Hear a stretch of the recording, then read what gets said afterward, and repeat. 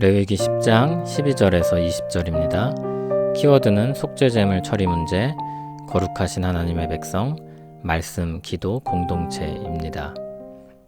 모세가 아론과 그 남은 아들 엘르아살에게와 이다말에게 이르되 여호와께 드린 화제물 중 소제의 남은 것은 지극히 거룩하니 너희는 그것을 취하여 누룩을 넣지 말고 제단 곁에서 먹되 이는 여호와의 화제물 중 내 소득과 내 아들들의 소득인즉 너희는 그것을 거룩한 곳에서 먹으라. 내가 명령을 받았느니라.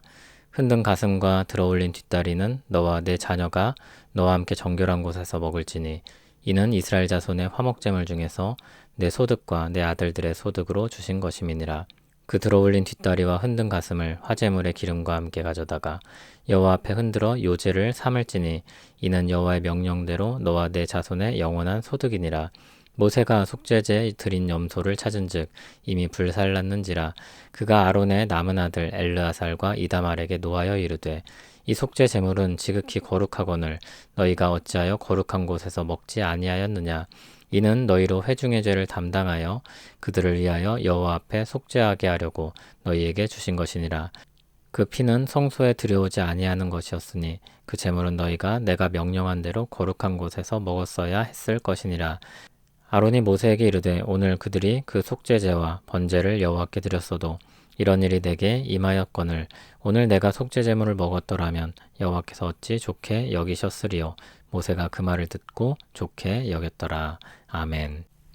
나답과 아비후 사건이요. 모세가 아론과 남은 아들 엘르아살과 이다말에게 규례를 따라 음식을 먹을 것을 명령했습니다.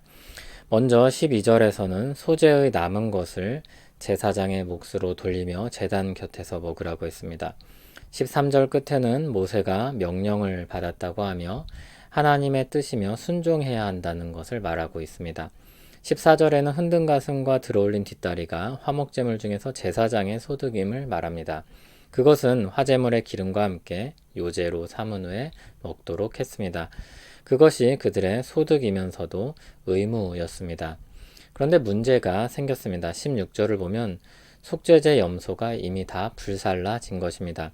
16절에 모세가 속죄제 드린 염소를 찾았다고 했는데 원래 의미는 조사했다 또는 부지런히 찾았다는 뜻입니다. 나답과 아비후 사건 이후에 또 다른 잘못을 범하지 않기 위해서 절차를 밟아서 잘 처리가 되었는지를 살핀 것입니다. 그런데 문제를 발견하게 된 것이죠. 속죄제 염소가 다 타버린 것입니다. 레위기 6장 25절에서 26절을 보면 속죄제 고기는 제사장이 회막들, 즉 거룩한 곳에서 먹도록 규정이 되어 있었습니다. 좀 전에 제사장의 소득이면서 이것이 의무라고 했는데 속죄제 고기를 먹는 것이 의무에 포함되어 있습니다. 그것은 지극히 거룩하게 구별된 것으로 제사장들이 먹어서 소진시켜야 했습니다. 그 행위까지도 속죄의식에 포함된 것입니다. 게다가 여기 불살랐다는 표현과 제단에서 불살랐다는 표현이 원문에서는 구분되고 있는데 학자들은 보통 여기서 쓰인 표현이 제단이 아닌 곳, 그러니까 진영 밖에서 소각했다고 봅니다. 법적 절차를 제대로 지키지 않고 속죄제 염소의 고기가 불살라진 것입니다. 모세는 이 사실을 알고 노했습니다. 19절을 보면 아론이 그런 것에 대해서 해명을 하고 있습니다. 아론의 답은 이것입니다. 지금 제사를 드리는 중에 나답과 아비후가 죽게 되었는데 자신들이 속죄제물을 어떻게 먹겠느냐는 것입니다. 그런다고 해서 하나님이 그것을 좋게 보셨겠느냐는 것입니다. 여기에는 아론의 연대의식이 있고 하나님 앞에서 바르게 행하고자 하는 마음이 들어 있습니다. 20절을 보면 모세가 이것을 받아들입니다. 비록 절차를 제대로 지키지 않았지만 예외적인 상황으로 일이 흘러갔지만 하나님 뜻에 합당하다고 본 것입니다. 또 하나님께서 이것에 대해서 따로 형벌을 내리시지 않았기 때문에 우리는 받아들여졌다고 볼 수 있습니다.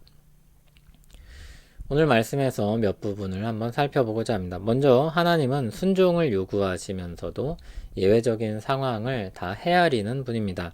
법적 절차에 대한 순종을 요구하시지만 거기에는 인격적인 판단이 함께 합니다.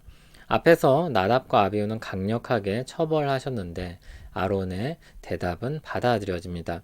하나님께서 그들의 마음과 상황을 다 살피고 헤아리신다는 것을 볼 수 있습니다. 그렇다고 해서 모든 것을 그저 간과하시는 것만은 아닙니다. 나답과 아비후는 충격적인 만큼 우리가 깊이 새겨야 할 것입니다. 거룩하신 하나님인 것입니다.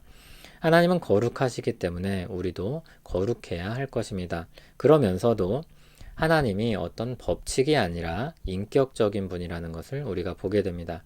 우리를 살피고 헤아리는 분인 것입니다. 다음으로 아론의 생각과 말을 보겠습니다. 아론은 나답과 아비후 그리고 엘르아살과 이다말 그들에게 일어난 일들을 남의 일로 여기지 않았습니다. 아들들의 일이니까 그럴 수도 있다고 할 수 있겠지만 아론의 말에는 그런 뉘앙스가 담겨져 있지 않습니다. 공적인 위치에서 이 일들을 받아들이고 있고 자신이 직접 한 일이 아니더라도 책임지려는 마음이 있습니다. 그리고 그 모든 것을 하나님 앞에서 생각하고 판단하려고 합니다. 이런 아론을 하나님이 용납해 주십니다. 요약적으로 말하면 거룩하신 하나님의 백성에 대한 이야기인 것입니다. 오늘 말씀은 우리가 거룩하신 하나님 앞에서 살아야 할 것을 새기게 합니다. 하나님은 거룩하신 분이시며 또한 인격적인 분이십니다. 거룩하신 분이시기에 그분의 말씀을 통해 우리 자신을 돌아보고 하나님 뜻 안에서 살기를 열심히 노력해야 할 것입니다. 밝히 드러내어 알기를 원하신 성경 말씀을 통해 하나님의 뜻을 알 수 있습니다. 한편 인격적인 분이시기 때문에 무엇보다 우리에겐 대제사장이신 예수 그리스도가 있기 때문에 하나님께 담대히 나아갈 수 있습니다.